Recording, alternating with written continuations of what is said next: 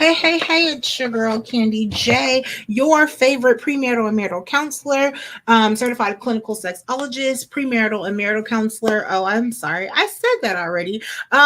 7 principles of making marriage work, Gottman leader, wedding officiant, Mocha marriage facilitator, marriage bootcamp coach, and all things sex education, right?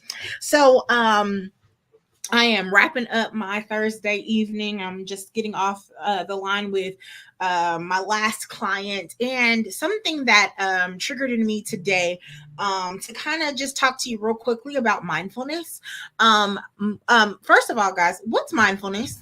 When you think about mindfulness, right? What are you thinking about? When I think about it, I'm thinking about choosing to stay present in the moment on purpose, non-judgmentally, right?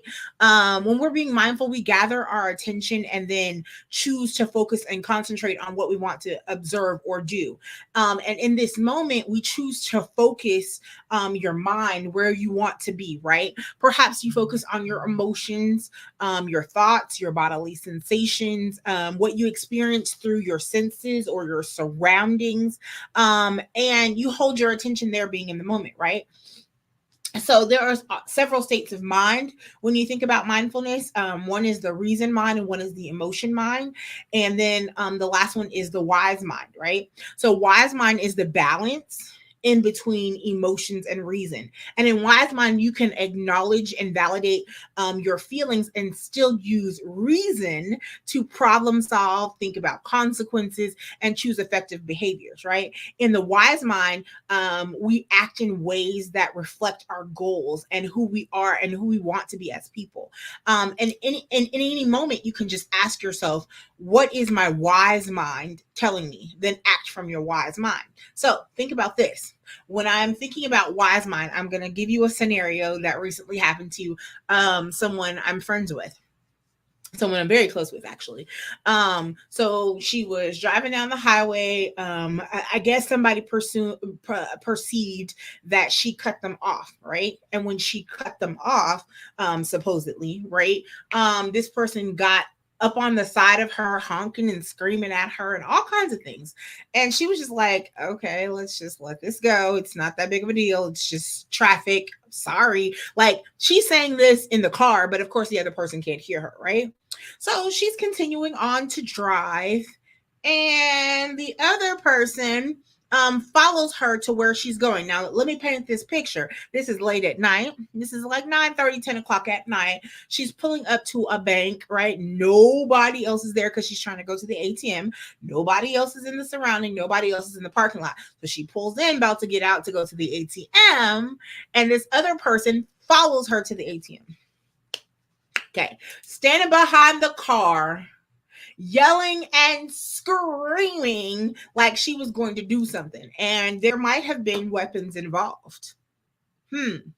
So my friend was sitting in her car, and she's trying not to get out of the car, but the gangster in her inner gangster is like, try me and find out, because she had a whole slew of things going on that particular week, and all of those things were coming to a head with this stupid person behind her, not using her wise mind, not using reason. She's just using emotion and reason, right? I don't really think she was using reason. I think she was using emotion, to be honest, to yell and scream and be threatening to my friend. My friend got out the car, not using her reason, right? And I'm calling 911 because we happen to be on the phone. So I'm like, don't get out the car. Don't get out the car. So she doesn't get out the car, actually, because I think the person got scared because she saw her door open and then she ran away, right? So let's think about this particular scenario. In my wise mind, right, I am going to make sure that I use reason, logic, emotion, and all of these things to do effective behavior. In that moment, the wise mind says this person may have a weapon, this person may have backup coming, and I'm here all by myself, and though this is a carrying state, right? We don't want to get into any battle that we may take someone else's life unless we have to, right? Unless we're defending ourselves. We don't want to do that. And so let's get out of this situation where we don't have to defend ourselves. Back up and pull out of this parking lot. That's the wise mind, right? And so if we practice, first of all, we can validate our emotions and our feelings, right? Validate them all day. You got the right to be angry right now because this person is being silly and they are threatening your life. You have the right to go into fight, flight, or freeze mode and want to do some things. You have every right, but let's think logically here at the same time. So validate the feelings, right? But then let's go to logic and problem solving, right? Let's not do this because we could go to jail. We could take somebody else's life. We could live with the guilt, all of these things that could add up. So it's if you practice mindfulness often, it helps you go to that wise mind between emotion and reason. So let's just do a mindfulness technique right this moment, okay?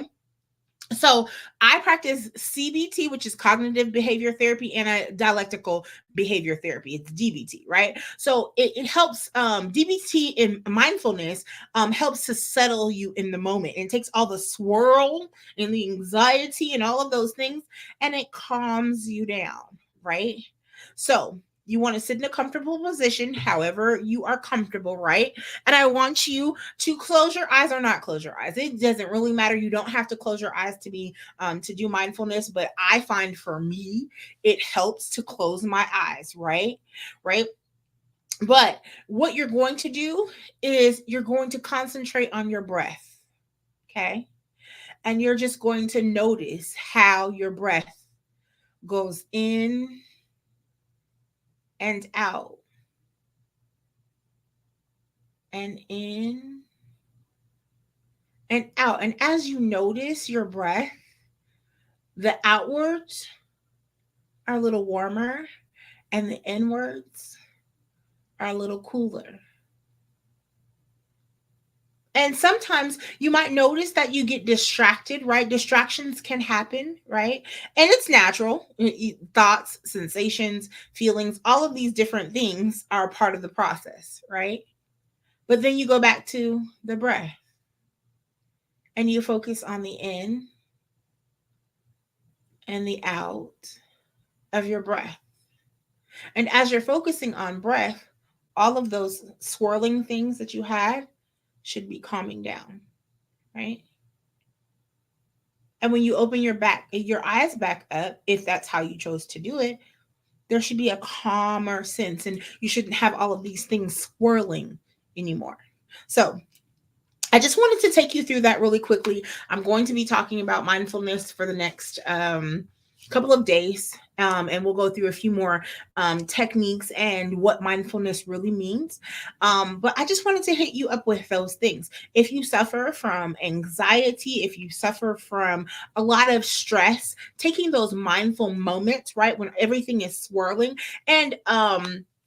and doing some type of grounding technique and mindfulness technique, it definitely helps to get back to that wise mind. And so, like in those situations where I was telling you about my friend, right? You can choose emotion and reason at the same time and go with a wise mind. Okay. So make sure that you like, subscribe, ring that bell to come back and talk to and listen to your favorite relationship, premarital, and marital counselor. Okay. And your favorite sex educator. Duh. Come on back. Make sure that you like and ring that bell. Have a wonderful, wonderful Thursday, guys.